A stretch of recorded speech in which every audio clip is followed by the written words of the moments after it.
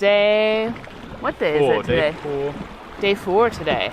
We've got a pack of steaks right here thawing for dinner tonight. Yum. Steaks for dinner? We're on cook duty, so we're going to do some Dutch oven. Going to grill up on the charcoal barbie some steaks, and then some sort of a chocolate chip cookie dessert in a Dutch oven. It's going to be delicious. And we have some cool stuff today. The Noxive granaries and Little Colorado. So that'll be exciting. And we've got Russell here's going to cook with us. Right back there. Howdy.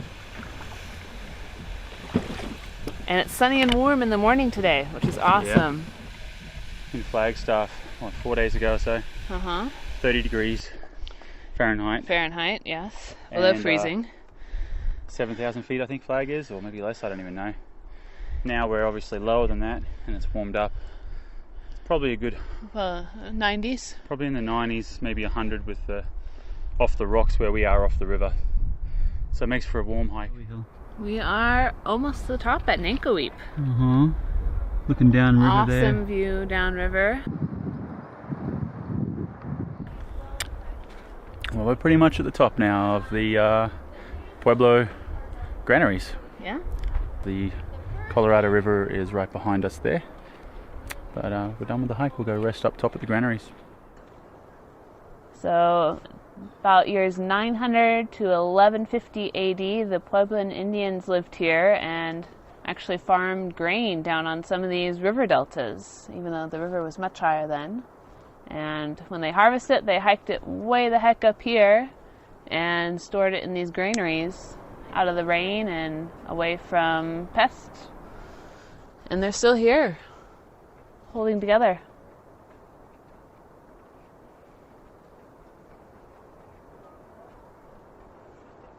With the water temperature in the river around 9 degrees Celsius or 49 degrees Fahrenheit, stops in the warmer side streams are very welcome. Am I holding on to you or no? Yeah. It's gonna hurt.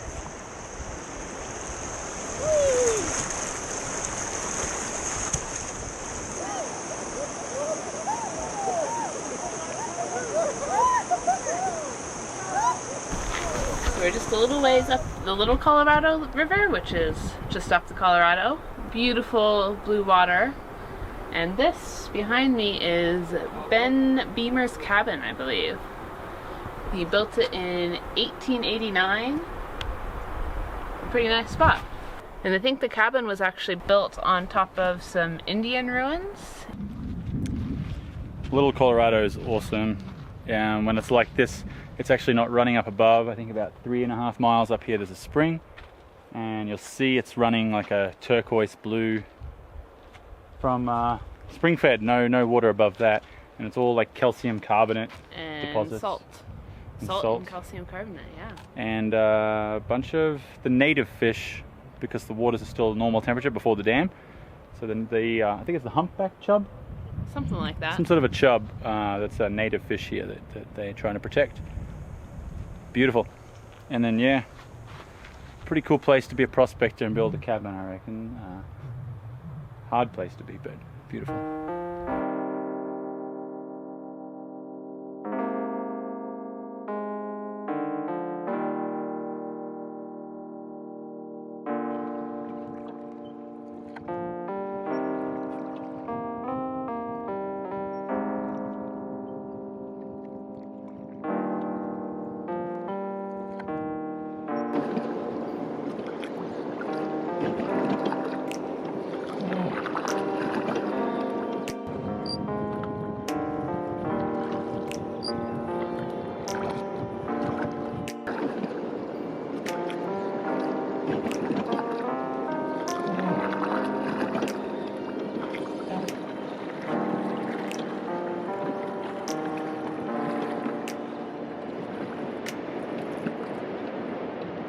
So back there behind is Char Butte, which was where the wreckage from one of the aircraft from, I guess it's named Crash Canyon, and 2 airliners that crashed into each other mid-air, 1956 I think, and created, basically as the result of that created the FAA. Not created the FAA? Well, it was a big part of why they created the FAA was because of that. Yeah.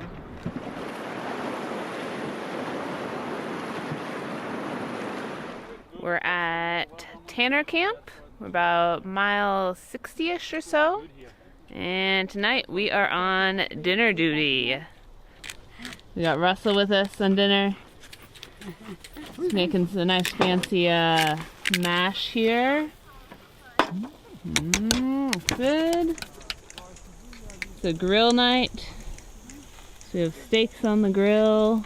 And let's see, over here we got onions and mushroom sauteing to go with the steak. Stuck my finger in an electric socket. And some salad. And I'm just about to get started making some cookie dessert. Should be good.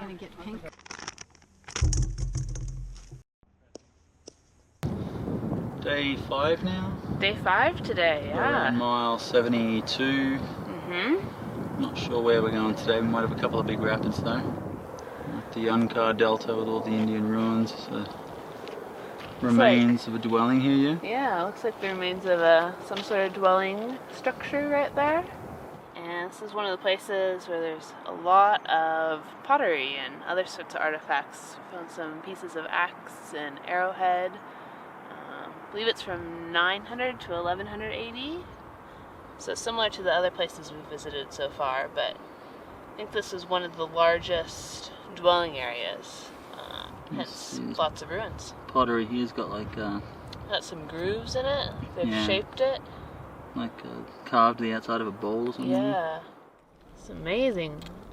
Painted. I don't know what kind of paint they used. Obviously some sort of natural dyes, but beautiful patterns that are still on the pottery.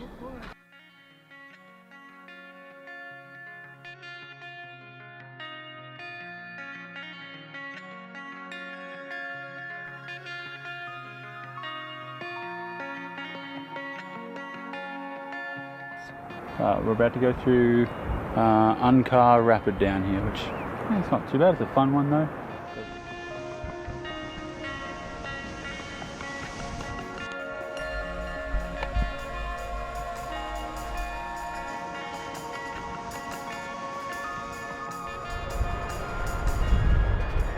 So right back there, that is Hance Rapid. It's probably the biggest rapid on the upper section of the river here. So everyone's up on the hill behind me there, scouting it, just seeing what it's like at this water level and where to go. It's early in the morning. Today's a big day. After this, another 10 miles down or so, we'll hit Phantom Ranch, and we're picking up one more person there. So that'll be exciting. You can see there's a little bit of a bubble line that leads right up to the pour over. You see it. There's our little curly edge that comes off the tongue. This is Hance Rapid. So I forget why I named after some guy. I think it was a guy of the mine here, mined asbestos. But it's kind of one of the, probably the biggest one on the upper section before we get to Phantom Ranch later today. Like And probably the first down, kind of halfway through the rapid. nervous wracking one that gets people worried. It's a bit of a doozy, a lot of rocks, and big water. But looks good today, so we'll get through it, continue on down. I mean, you know, if any of us find ourselves in the middle of it, we just square up, give it a good solid push, and punch through it.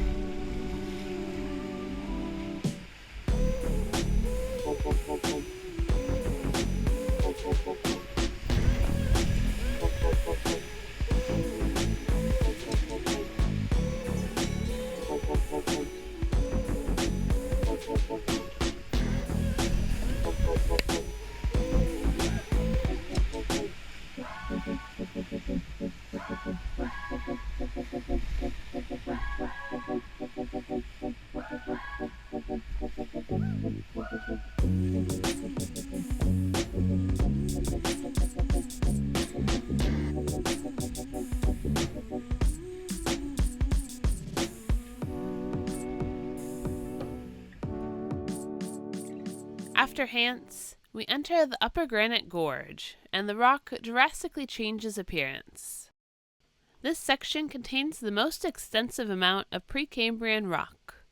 These rocks are very resistant to erosion, and thus the canyon is very narrow and steep here.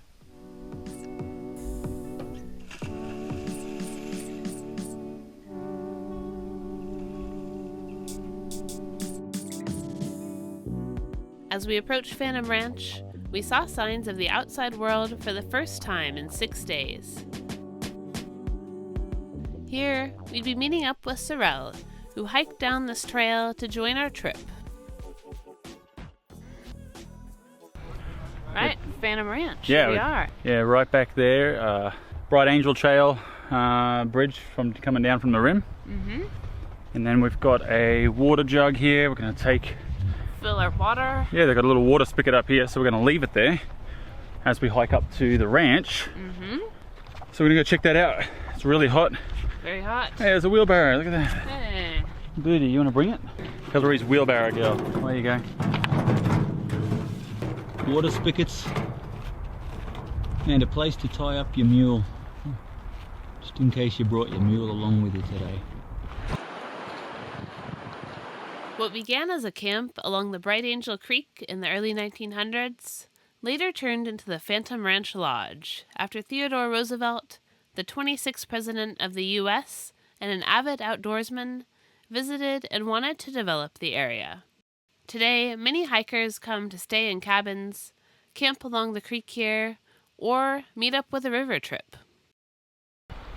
So one of the really awesome things down here is you can actually mail a postcard from the bottom of the Grand Canyon, and it gets delivered by mule. And this is where the mules live.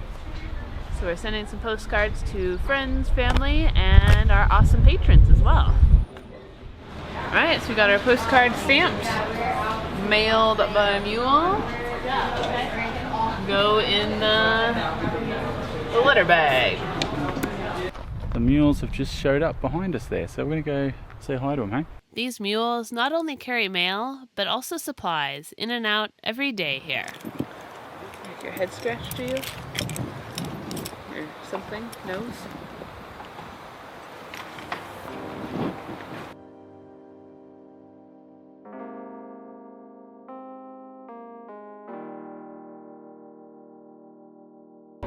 So today is day 7.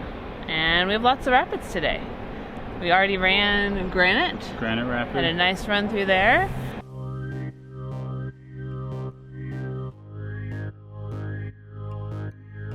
And Hermit, which was surprisingly not as big waves as we thought. Mm-hmm. Okay. Holding on. Should we get down, you think?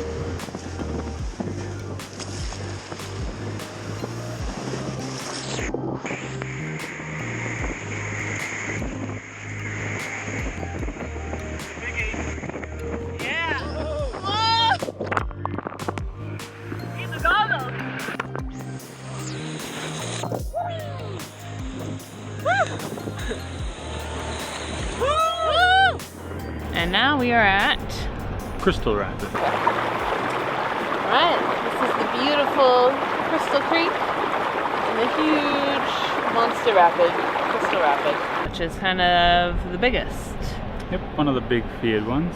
Yeah, that and lava. Uh-huh.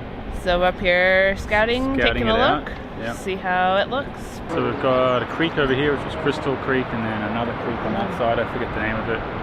And this rapid has changed over time. Like any big rapid, scouting is always a good idea. However, Ty always seems to get a bit nervous during the scout. The debris fan from the seemingly benign Crystal Creek created this rapid, which contains quite a large hole that can easily flip a raft, along with several other obstacles. As we entered the rapid, some very strong wind gusts funneled down the canyon. Unlike a sailboat, these rafts have no keel to prevent sideways movement and are easily impacted by the wind.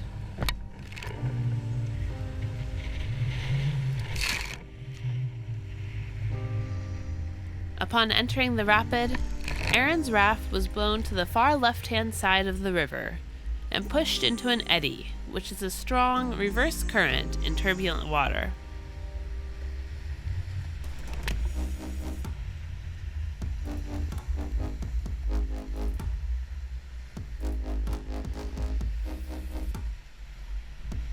Once she was able to free herself, the force of the water and currents washed her up onto a cliff wall, flipping the raft and putting her, Joe, and Tom into the water.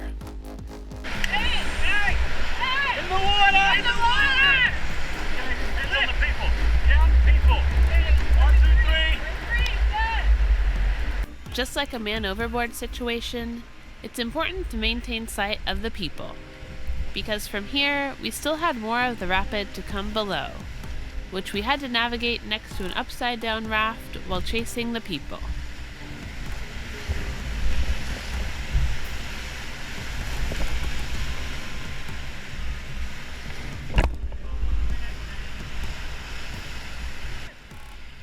Our first goal was to get Aaron, Tom, and Joe out of the water as quickly as possible, especially with water temps below 50 degrees Fahrenheit or 10 degrees Celsius. No injuries.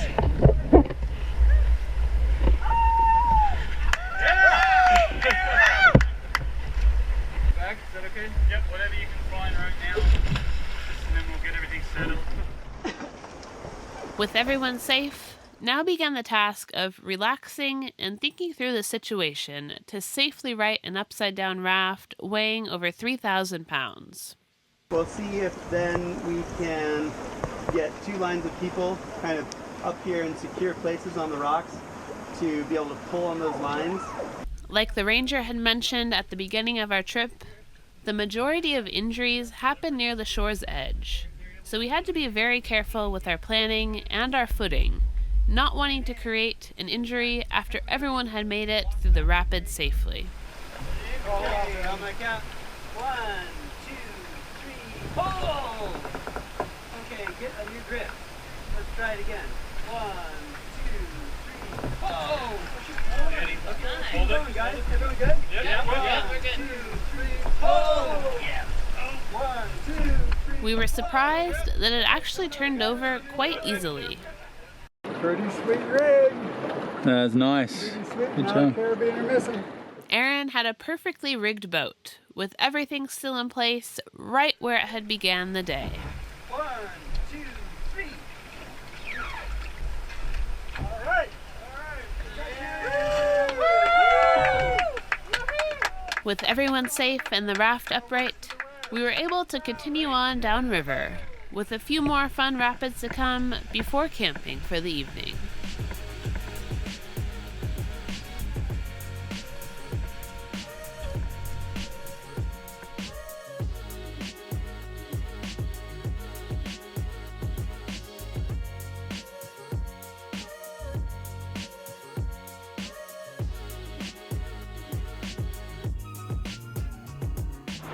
So today it's, day 8?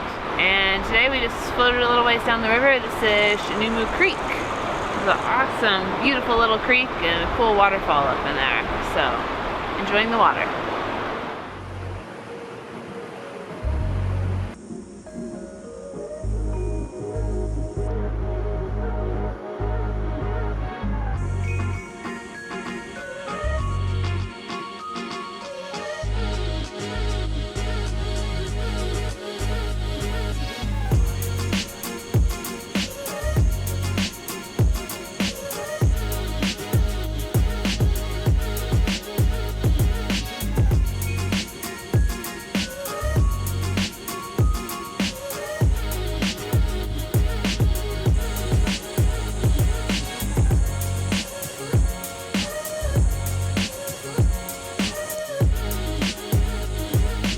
Later today, just a little ways down the river, we're going to Elves Chasm, which is another awesome little stream and waterfall and swimming place, so that should be fun. Time to head back to the boat. Yeah, back to the boat. We're at Elves Chasm. The water in Elves is pretty cool. Not as cold as the Colorado, which is very cold. Colder than the Puget Sound at where we started in Lee's Ferry, and I think it heats up like 1 degree every 5 miles, something like that. I'm not really sure. So it's a bit warmer.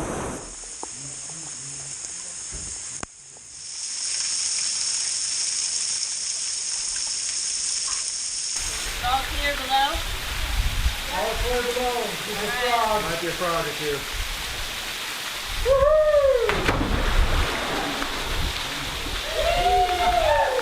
Thank you so much for watching.